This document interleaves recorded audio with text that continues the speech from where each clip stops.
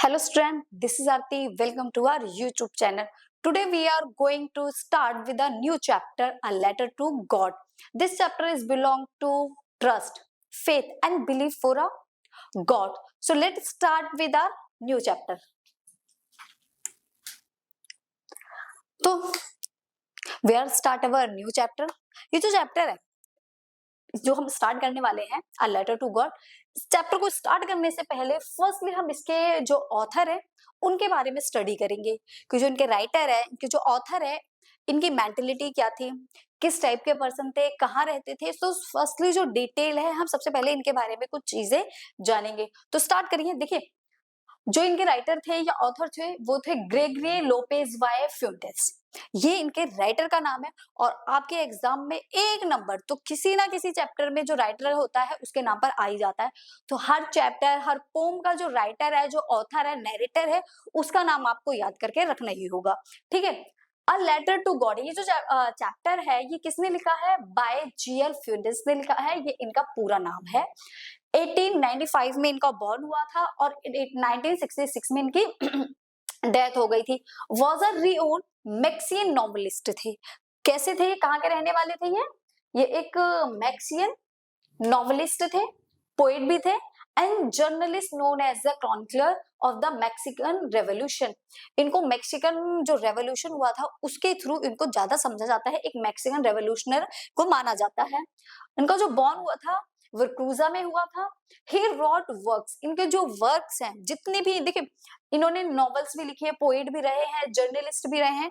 तो इनके जितनी भी राइटिंग्स है ना, जितने भी इनके राइटिंग्स हैं उनमें सब में आप इनके किस वर्क को देखोगे, इन्होंने जो भी हाईलाइट किया है ना अपने वर्क को, किसकी लाइफ को डिपेंड करते हैं? Life of indigenous people. Indigenous जो पीपल है, रूरल जो फार्मर्स हैं, उन सबकी लाइफ को इन्होंने शो किया है अपनी राइटिंग में।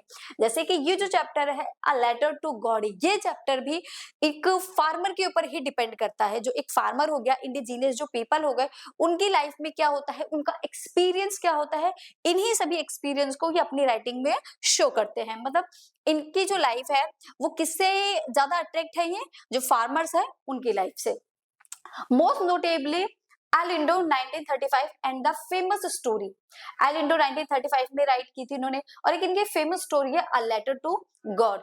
ही वॉन द नेशनल प्राइज और इनको नेशनल प्राइज भी मिले हैं आर्ट और साइंस में 1935 में। तो काफी सारे इन्होंने लिखे हैं और इसमें से चीजें किसके ऊपर डिपेंड ज्यादा करती हैं? ये चीजें ज्यादा डिपेंड करती हैं एक फार्मर या इंडिजीनियस जो पीपल होते हैं, गांव से जो बिलोंग करते हैं, उनके ऊपर कि उनकी लाइफ किस तरीके से होती है। ये है आपके जीएल फ्यूंटेसियो ग्रे लोपेज वाई फ्यूंटेस। ठीक है, ये है। और देखिए, GL Fuentes is a poignant story about the power of unwavering faith. ये जो स्टोरी है अ लेटर टू गॉड, ये एक अनवेयरिंग फेथ के ऊपर है। एक ऐसा फेथ, एक ऐसा ट्रस्ट जो कभी टूटे से भी ना टूटे। ठीक है, कहते हैं ना, तुम्हें सबसे ज्यादा किस पे भरोसा है, सबसे ज्यादा किस पे विश्वास है, जिसको आप तोड़ नहीं सकते या टूटने नहीं देना चाहते, तो ये उसी टाइप से है। The irony of human nature. और इस चैप्टर की जो आयरनी है ना वो क्या है? Human nature. ह्यूमन नेचर की आयरनी है and unexpected ways kindness manifests in the world. और बहुत सारी ऐसी चीजें हैं जो हम एक्सेप्ट भी नहीं कर सकते। अ टचिंग स्टोरी अबाउट फेथ, एक टचिंग स्टोरी है फेथ को लेकर, होप को लेकर।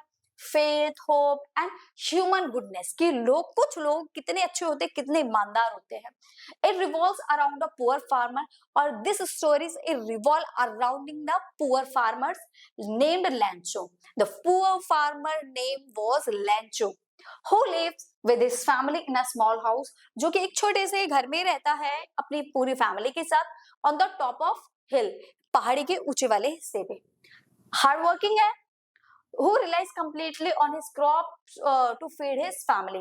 उसकी क्रॉप्स के वो लेकर ये स्टोरी बिलोंग करती है जिसमें वो अपनी फैमिली को फीड कराने की सोचता है कि अगर उसकी क्रॉप डिस्ट्रॉय हो गई तो उसकी जो लाइफ है वो आगे कैसे चलेगी। और देखिए, बिफोर ही रीड करने से पहले एक टॉपिक होता है ना आपके बुक में, तो रीड चैप्टर स्टार्ट करने से पहले हम समझते हैं कि ये जो स्टोरी है ये किस पर्सन के, किस चीज के अराउंड रिवॉल्व कर रही है। दे से फेथ कैन मूव माउंटेन्स। वो कहते हैं जीएल फुंटेस कि जो फेथ होता है ना वो पहाड़ों को भी ब्रेक कर सकता है। They can move mountains, mountains को भी हिला सकता है। How? But what should we put our faith in? But उसमें हमारा फेथ होना चाहिए। This is the question this story delicately poses. ये वो क्वेश्चन है, a big question who depends this chapters. Lencho is a farmer, Lencho एक farmer था। Who writes a letter to God? Lencho ने लेटर लिखा God को। When his crops are ruined, जब उसकी क्रॉप पूरी तरीके से डिस्ट्रॉय हो जाती है, खराब हो जाती है। Asking for 100 peso, 100 pesos के लिए। Does लेंचो's letter reach God? क्या लेंचो का लेटर जो था वो भगवान के पास पहुंचा? Does God send him the money? क्या भगवान ने उनको पैसे भेजे? Think what your answer to these question. अब आप सोचिए आपका आंसर क्या होगा? Would be and guess how the story continues before you begin to read. ये वो क्वेश्चन है कि जो हमारे माइंड में मूव कर जाते हैं। क्या लेंचो का लेटर पहुंचा होगा भगवान तक? यार एक्चुअल में तो ऐसा नहीं होता। मतलब क्या हमारा इतना फेथ है कि हम आंख बंद करके उस पर भरोसा करें और वो चीजें सही भी हो? क्या हमने कभी भगवान पे इतना भरोसा किया है कि एक बार बोलने के बाद हम पीछे मुड़कर ना देखें? नहीं किया, कभी नहीं किया। तो ये स्टोरी हमें यही बताती है कि किसी पर फेथ करो तो इतना करो, जो आगे स्टोरी में समझेंगे कि कितना फेथ हमें करना चाहिए। तो let's start our new chapter. देखिए, who was the man? The man was Lencho. He was Lencho. Lencho is a hard working farmer. Lencho कौन था? लेंचो आपका एक बहुत ही हार्ड वर्किंग फार्मर था जो बहुत कड़ी मेहनत करता था। Who lived on the crest of a low hill with his family.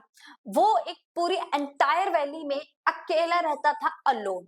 एक टॉप हिल पे एक पहाड़ी थी, उस पहाड़ी पे लो हिल वैली थी, वहां पर वो रहता था अपनी फैमिली के साथ, क्रेस्ट ऑफ अ लो हिल और अलोन। पूरी एंटायर वैली में इस पर्सन के अलावा वहां किसी और का घर नहीं था। पूरे एंटायर वैली में ये अकेला ही रहता था। फ्रॉम दिस हाइट, काफी हाइट पे थी। One could see the river, वहां से आप रिवर देख सकते थे। फील्ड ऑफ राइप कॉर्न, पके हुए जो कॉर्न थे उनको देख सकते थे। डॉटेड कॉर्न थे विद द फ्लावर्स देख सकते थे। That always promised a good harvest, जो कि ये हमेशा भगवान को ये प्रॉमिस करते था कि उसकी फसल इस बार बहुत ज्यादा अच्छी हुई है। जहां पर इसका घर था उस वैली से आप पूरा एरिया देख सकते हैं, मीन्स पूरी वैली आप देख सकते थे। तो ये हमेशा प्रॉमिस करता था इस बार की जो फसल है, जो हमारी क्रॉप है, वो बहुत अच्छी हुई है। His fields of ripe corn are ready for harvest.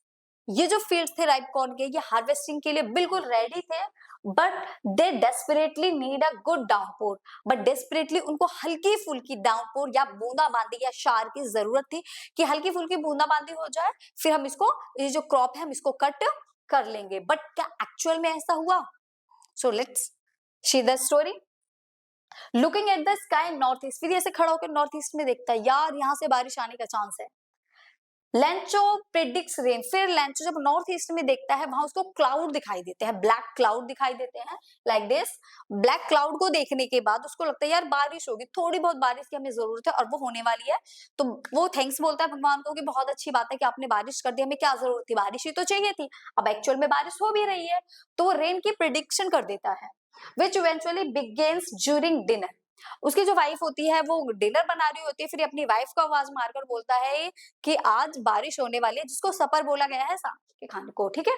He compares the rain drops to new coins, और सडनली क्या होता है, बारिश होनी भी स्टार्ट हो जाती है। तो जो रेन ड्रॉप्स होती है वो उसको किससे कंपेयर करता है? न्यू कॉइन से। He compares the raindrops to new coins, जो बारिश हुई है, जो बूंदाबांदी हुई है, उन बूंदाबांदी को उसने क्या बोला? He compares the raindrops to new coins, new coins बोले, नई सिक्के बोले। जो बिग ड्रॉप्स थी began 10 cent pieces and small ones 5 cent pieces. ठीक है, जो नए सिक्के थे, सॉरी जो बड़े बूंदे थी उसको उसने 10 सेंट पीसेस बोला, और जो छोटी बूंदे थी 5 सेंट पीसेस। ये पीसेस का मतलब क्या है? वहां पीसोस बोला जाता था, उनकी जो करेंसी है उसको पीसोस बोलते थे। पैसा बोल सकते हो आप नॉर्मली, उससे रिलेट कर सकते हो, पैसा पीसोस वहां पर ही बोलते थे, ठीक है। because he knows the rain will bring a rich harvest and wealthy, इसने उनको न्यू कॉइन्स और 10 सेंट पीसेस या 5 सेंट पीसेस क्यों बोला? क्योंकि ये जानता था, ये आपका क्वेश्चन भी बनेगा, आपकी बुक में भी है। He knows, because he knows the rain will bring a rich harvest and wealth. क्योंकि ये जो बारिश हुई है, ये जो रेन हुई है, ये इसको रिच कर देगी, रिच हार्वेस्ट देगी और वेल्दी बना देगी। मतलब गुड हार्वेस्ट होगा तो सिंपल सी बात है, उसको सेल करके पैसे आएंगे इसके पास। तो ये जो रेन थी वो रिच हार्वेस्ट और वेल्दी इसको कर देगी, इसलिए इसने उसको न्यू कॉइन्स बोला, या 10 सेंट पीसेस या फिर 5 सेंट पीसेस बोला। आई होप आपको ये चैप्टर क्लियर हो रहा होगा, इसमें जो भी चीजें आ रही हैं। देखिए, suddenly the pleasant rain turns into a devastating hailstorm. बारिश हो रही थी, रेन हो रही थी, उसको बहुत पसंद आई, हल्की फुल्की बूंदे थी, न्यू कॉइन्स भी बोला, बट सडनली जो रेन चेंज हो जाती है, suddenly rain change into the hailstorm. जो रेन होती है वो सडनली किसमें चेंज हो जाती है? हेलस्टॉर्म में। हेलस्टॉर्म का मतलब होता है ओले, सबने देखो होंगे, मोस्टली सर्दियों के टाइम में पड़ते हैं, बर्फ के छोटे छोटे से, ठीक है। तो उसको उन्होंने क्या बोला? ओलो को हेलस्टॉर्म बोला। Large hailstone resembling new silver coins. जब हेलस्टोन गिरे तो उसने उसको क्या बोला? New silver coins. उसको लगा थोड़ी बहुत देर गिरेंगे और उसके बाद ये स्टॉप भी हो जाएंगे, बट होता बिल्कुल इसका अपोजिट है। उसने उनको क्या बोला? हेलस्टोन्स को क्या बोला? New silver coins.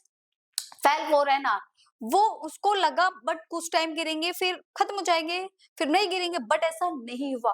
वो 1 घंटे तक गिरते रहे। इस टाइप से ओले होते, ठीक है। पहले बारिश आई, फिर वो हेलस्टॉर्म में चेंज हो गई। इसको उसने क्या बोला? New silver coins. New silver coins. जो उसे लग रहा था कि ये स्टॉप हो जाएंगे, बट स्टॉप नहीं होते। Covering the entire valley in white, पूरी की पूरी जो वैली थी वो कैसी हो गई? व्हाइट हो गए, बिल्कुल pure white, like a salt. If is covered with salt, ऐसा लग रहा पूरी वैली पर किसी ने नमक बिखेर दिया हो। The corn is totally destroy. अब सिंपल से कौन है, छोटे छोटे पके हुए, उनके ऊपर बड़े बड़े ओले गिरेंगे तो क्रॉप क्या होगी? पूरी की पूरी डिस्ट्रॉय हो जाएगी। जो उनकी पूरी कॉर्न क्रॉप थी, राइप कॉर्न क्रॉप, वो पूरी क्या हो गई? डिस्ट्रॉय हो गई। Not a leaf remains on the tree, एक छोटा सा पत्ता भी किसी पेड़ पर नहीं बचा था उस पूरी वैली में। ऐसा लग रहा था किसी ने पूरा नमक बिखेर दिया हो पूरी वैली के ऊपर। The corn was totally destroy. Lencho is filled with deep sorrow realising his family will go hungry this year. अब लेंचो जो था, देखो सिंपल सी बात है, जिसकी पूरी इसकी 1 साल की कमाई ऐसे खराब हो जाए, वो तो दुखी होगा ही होगा ना। तो लेंचो क्या हुआ? वो बहुत डीप एंजाइटी में, शोरों में चला गया, दुख में चला गया, और उसको ऐसा लगने लगा कि इस साल ऐसा रियलाइज हुआ कि इस साल उसकी जो फैमिली है वो किससे मर जाएगी? भूख से मर जाएगी इस पूरी साल, क्योंकि उनके पास इस साल खाने के लिए कुछ भी नहीं था। एक ही सोर्स था उनके पास, और वो सोर्स भी ड्यू टू हेल्थ स्टोन खत्म हो गया, ठीक है। तो यहाँ पर हमारा एक फर्स्ट फेज खत्म होता है। कुछ क्वेश्चंस है, हम इन पे डाल लेते हैं, आपके कॉम्प्रिहेंसिव क्वेश्चंस है। What did Lencho hope for? Lencho जो था उसको किसकी होप थी? ठीक है, जितना अभी तक मैंने आपको स्टडी करा दिया है, सिर्फ ये क्वेश्चन उसी फेज से है, नेक्स्ट से नहीं है। तो जो लेंचो था, लेंचो को किसकी होप थी? लेंचो होप फॉर, जल्दी बताओ तो किसकी होप थी लेंचो को? रेन की होप थी। सिर्फ रेन ही तो चाह रहा था लेंचो, और कुछ चाहा था उसने? नहीं ना। सिर्फ अभी तक लेंचो क्या चाह रहा था? होप थी उसको रेन की हल्की फुल्की बारिश हो जाएगी, उसे आशा थी। व्हाई डिड लेंचो से the rain drops were like a new coins?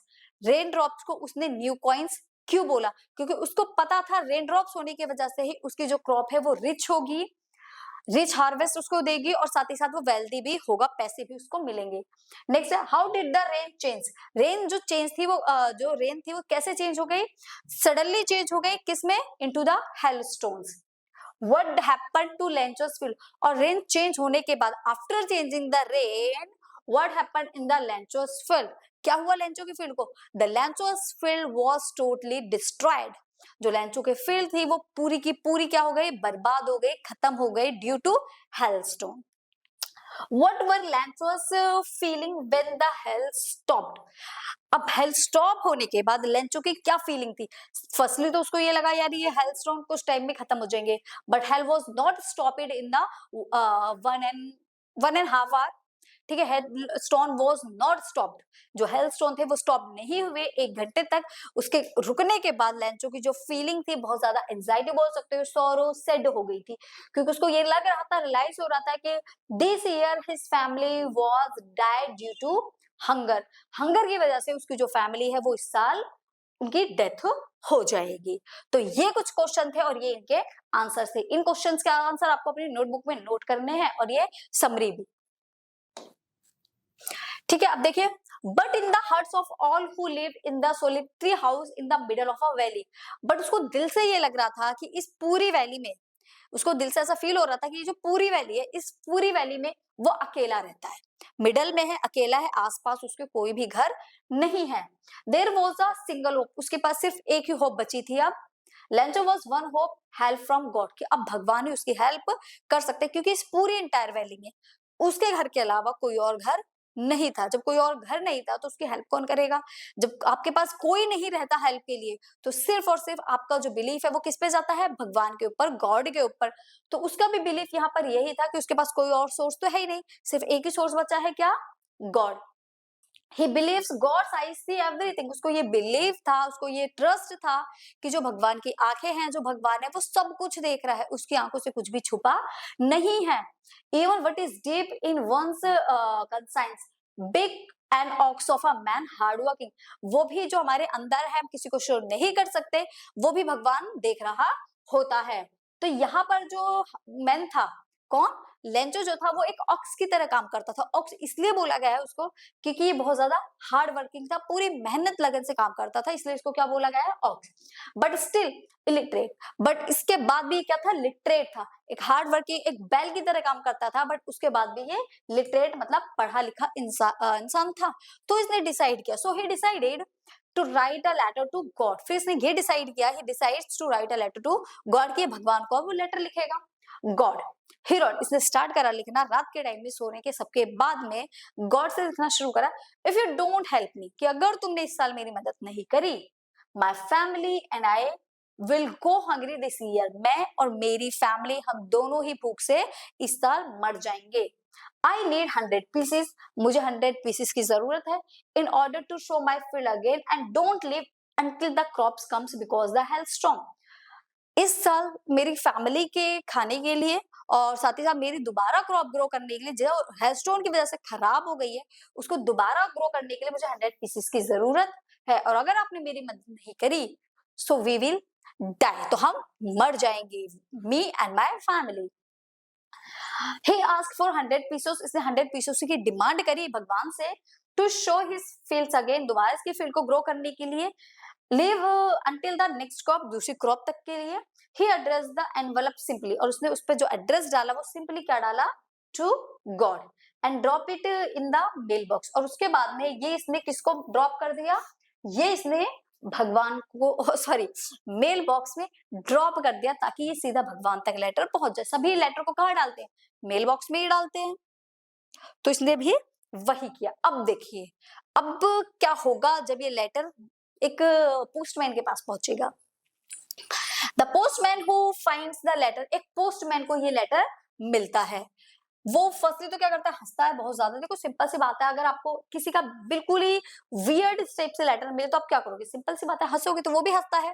But the post master, a fat amiable man, जो पोस्ट मास्टर होता है एक मोटा भद्दा सा इंसान था, is deeply moved by the writer's faith, but पहले तो वो हंसता है, बट सडनली वो बिल्कुल सीरियस हो जाता है और वो उसके फेथ की बात करने लगता है, लेंचो की, मतलब इतना विश्वास कि उसने भगवान को ही लेटर लिख दिया।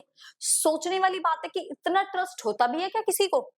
ही doesn't want to shake Lencho's believe, अब इसको इतना फेथ देख के लगता है यार इसका फेथ नहीं तोड़ना चाहिए, जो बिलीफ है इसका गॉड में, उस बिलीफ को ब्रेक नहीं करना चाहिए। So he decided to answer the letter से, सो ही डिसाइडेड, फिर ये डिसाइड करता है कि इसका आंसर देगा। He collects money from his employ, अब इनके उस टाइम देखो इतने पैसे तो किसी के पास होते नहीं थे कि एक पर्सन ये लो 100 रुपए की बात है दे दो, बहुत बड़ी अमाउंट थी 100 रुपए। ठीक है, एक साल चलाना, क्रॉप ग्रो करना, तो देख सकते हो आप एक बहुत ही मतलब अच्छा खासा अमाउंट उसने मांगा था। तो जो पोस्ट मास्टर था उसको बहुत ज्यादा लगती है ये कि यार इसने तो बहुत ज्यादा मांग लिया। फिर वो कहता है अपने जितने भी एम्प्लॉइज है उन सबसे कलेक्ट करता है ये पैसा, और सबसे कलेक्ट करने के बाद collect money from his employees, give part of his own salary, सबसे कलेक्ट करके जो भी होता है फिर अपनी सैलरी से उसमें मिलाकर उसको दे देता है। And ask friends for an act of charity, as a charity ये उनसे पैसा लेते हैं कि अगर आप चैरिटी करना चाहते हो तो दे दो, लोग दे देते हैं।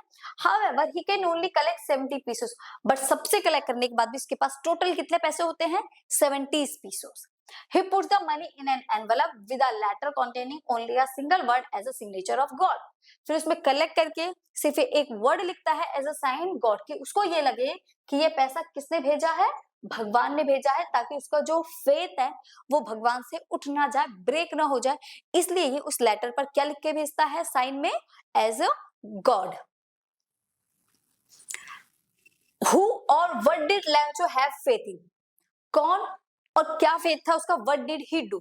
देखिए, हु और what did लैंचो have faith, Lencho का विश्वास किसमें था, भगवान में था। उसके लिए वो क्या करता है, वो उनको डायरेक्ट लेटर लिख देता है। क्या करता है, व्हाट डिड ही डू, उसने लेटर लिख दिया सीधा गॉड को। किसमें उसका विश्वास था, गॉड में।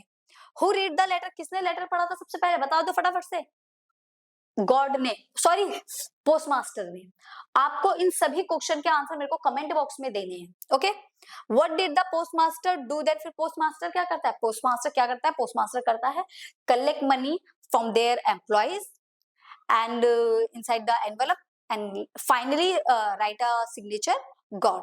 फिर सिग्नेचर गॉड के करके वो उसको एनवेलप को मेल बॉक्स में डाल देता है नेक्स्ट डे, ताकि वो लेटर उस तक पहुंच जाए। द फॉलोइंग संडे, फिर आने वाले संडे में Lencho arrives to check his mail, फिर लेंचो अपना मेल चेक करने के लिए आता है। He shows no surprise at seeing the money, फिर वो क्या देखता है, वो मतलब जब एनवेलप दिखता है ना तो बिल्कुल सरप्राइज नहीं होता, मतलब सडनली ऐसे पैसा आ जाए किसी के पास तो बहुत ज्यादा सरप्राइज हो जाएगा, होगा या नहीं होगा, बहुत ज्यादा सरप्राइज हो जाएगा। बट लेंचो यहाँ पर सरप्राइज नहीं होता, जैसे कि उसको विश्वास था कि उसको पैसा मिलेगा ही मिलेगा। देखो, हम उन चीजों के लिए कभी सरप्राइज नहीं होते जिन पर हमें पूरा भरोसा होता है कि ये चीज हमें मिलनी मिलनी है। हम उनके लिए सरप्राइज होते हैं जब हमें ना मिल रही है और हमें मिल जाए, बट जब हमें मिलनी मिलनी है तो सरप्राइज किस लिए होना, इसलिए रेंचो भी सरप्राइज नहीं होता। His confidence is absolute, उसका कॉन्फिडेंस था कि उसको पैसा मिलेगा। However, when he counts the money and finds only 70 pesos, but problem तब आती है जब ये पैसे को काउंट करता है और उसमें पैसे 30 pesos कम थे। He becomes angry, तब ये गुस्सा हो जाता है यार, बहुत गुस्सा हो जाता है। क्यों, क्योंकि उसको लग रहा था यार भगवान ने मुझे कम पैसे दिए। He is certain God could not have made a mistake, फिर वो सोचता है कि भगवान तो कभी मिस्टेक कर नहीं सकता, भगवान तो कभी मिस्टेक कर सकता, मैंने पैसे मांगे हैं तो भगवान को उतने देने ही पड़ेंगे, भगवान कभी गलती करेगा नहीं, क्योंकि उसको पता है मेरी जरूरतें ज्यादा है। तो he immediately writes a second letter, तभी ये क्या डिसाइड करता है एक और लेटर लिखूंगा। आफ्टर ही लिव्स, फिर ये लेटर लिखकर उसको मेल बॉक्स में डाल देता है, गम वम लगा के उसमें पूरा पेस्ट करके। द पोस्ट मास्टर ऊपर से, फिर इस जब मेल बॉक्स में डाल देता है तो क्रियोसिटी थी पोस्ट मास्टर में, इसके जाते ही वो इसका लेटर ओपन कर लेता है। लेंचो हैड रिटन, अब लेंचो ने उस लेटर में क्या लिखा था देखिए, लेंचो ने लिखा था God of the money that I ask for, जो मैंने पैसा आपसे मांगा था, जो मनी आपसे मांगी थी, ओनली 70 पीसो रीज मी, वो मेरे पे तो सिर्फ 70 पीसो पहुंची हैं। सेंड मी द रेस्ट, बाकी जो बचा हुआ पैसा है वो भी मुझ तक पहुंचा दो। Since I need it very much, क्योंकि मुझे उसकी बहुत ज्यादा जरूरत है। But doesn't send it to me through the mail, but इस मेल के थ्रू मत भेजना मुझे। क्यों, because the post office employees are a bunch of crooks, Lencho, क्योंकि जितने भी पोस्ट ऑफिस के एम्प्लॉइज है ये बंच ऑफ क्रूक है, मतलब ठगों का झुंड है, इन्होंने मेरा पैसा चुरा लिया है, इसलिए मेल के थ्रू पैसा मत भेजना, खुद भेज आना मेरे पास पैसे लेकिन, मतलब इस टाइप की थिंकिंग थी उसकी कि खुद आना, तो इस मेल के थ्रू मत भेजना, चाहे कैसे भी भेज देना। फाइनली वो लेंचो लिख देता है। अब देखिए यहाँ पर ये जो चैप्टर था ये फिनिश हो जाता है।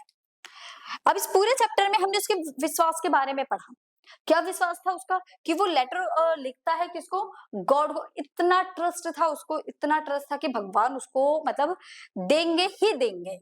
ऐसा नहीं है कि नहीं मिलता, मिलता भी है, देखो भगवान डायरेक्टली खुद तो जाकर देगा नहीं, वो किसी के थ्रू ही पहुंचाएगा, किसी के थ्रू ही पैसा पहुंचाएगा। और वो जो मीडियम बना वो बने पोस्ट ऑफिस के जो एम्प्लॉयज थे, वो मे बी ये कह सकते हैं कि गॉड ने ही उसको पैसे पहुंचाए, क्योंकि मे बी ना देते वो कोई जबरदस्ती थोड़ी थी, बट उन्होंने कहा इसका ट्रस्ट ना टूटे, इसलिए जो पोस्ट ऑफिस के एम्प्लॉयज थे उन्होंने मनी को कलेक्ट किया एंड कलेक्ट करने के बाद उस तक पहुंचा। बट ये प्रॉब्लम थी उनपे, जितना था भगवान आपको उतना ही देता है जितना उसको लगता है कि आपके लिए ये इतना इनफ है। बट यहाँ इसको लगा इन लोगों ने पैसा चुरा लिया, तो यहाँ लैंचो थोड़ा सा नेगेटिव हो गया। बट देखो अपने थ्रू ठीक था, पॉजिटिव था, उसका फेथ इतना ज्यादा था कि भगवान कभी गलती नहीं करेगा। अब बंच ऑफ जो ये एम्प्लॉयज थे जिसको बंच ऑफ क्रूक बोला गया, उनके साथ नेगेटिव ये हुआ कि मतलब भलाई का तो जमाना ही नहीं है यार। ये वाली लाइन कि मतलब हमने उसके लिए इतना करा और वो क्या बोल रहा है, हमें चोर बोल रहा है, तो ये गलत है। ठीक है, और इसकी कुछ थीम वगैरह देख लेते हैं हम। व्हाट लैंचो सरप्राइज, लैंचो सरप्राइज कब हो जाता है, क्यों हो जाता है, जब उसको कम पैसे मिलते हैं, जितने उसने डिमांड करी थी उतने नहीं मिल पाते, तो क्या हो जाता है, सरप्राइज हो जाता है। व्हाट मेड हिम एंग्री, और उसको क्या चीज गुस्सा दिला देती है, कम पैसे, बहुत ज्यादा गुस्सा हो जाता है वो कम पैसों को देखकर। ये इसके कुछ वर्ड हैं जो हार्ड वर्ड हैं, जैसे ये क्रिस टॉप, जो क्राइस था उसको टॉप ऑफ हिल है। हेलस्टोन क्या होता है, small balls of ice falling from the sky, जो ऊपर से छोटे छोटे बर्फ के गोले गिरते हैं उनको बोला जाता है क्या, हेलस्टोन्स। हार्वेस्ट, हार्वेस्ट क्या है, इसकी क्रॉप्स को हार्वेस्ट बोलते हैं, जो फील्ड में ग्रो करते हैं। डिसमे, डिसअपॉइंट, जो ग्रेट डिसअपॉइंटमेंट होता है उसको डिसमे बोलते हैं। लोकेसा की, लोकेस्ट, लोकटस इंसेक्ट होता है जो क्रॉप्स को खा जाते हैं, जिसको हम नॉर्मली टिड्डे बोलते हैं। ठीक है, सोलेटरी, सिंगल और लोनली को सोलेटरी बोला जाता है। पोस्टमास्टर, जो इंचार्ज होता है पोस्ट ऑफिस का। Amiable, friendly and pleasant man, जो शांत रहता है, बहुत ज्यादा फ्रेंडली होता है। चैरिटी, किसी की हेल्प करने के लिए जब हम कुछ देते हैं उसको चैरिटी बोलते हैं। कंटेनमेंट, फीलिंग सेटिस्फाइड, कंटेनमेंट का मतलब होता है एक सेटिस्फेक्शन वाली फीलिंग। क्या लैंचो सेटिस्फाई होता है, no. Faith, strong, trust, belief. Crooks, dishonest people और थीफ, चोर को या डिसऑनेस्ट पीपल को आप क्रुक्स बोल सकते हो। एनवलप, पेपर के थ्रू कवर किया गया एनवलप जिसमें आप किसी भी लेटर को डालते हो। हेलस्टॉर्म, स्टॉर्म जो होता है ओलो से जो तूफान आता है उसको हेलस्टॉर्म बोलते हैं। आइस स्टोन्स के बाद जो स्टॉर्म आता है उसको हम क्या बोलते हैं, हेलस्टोन बोलते हैं।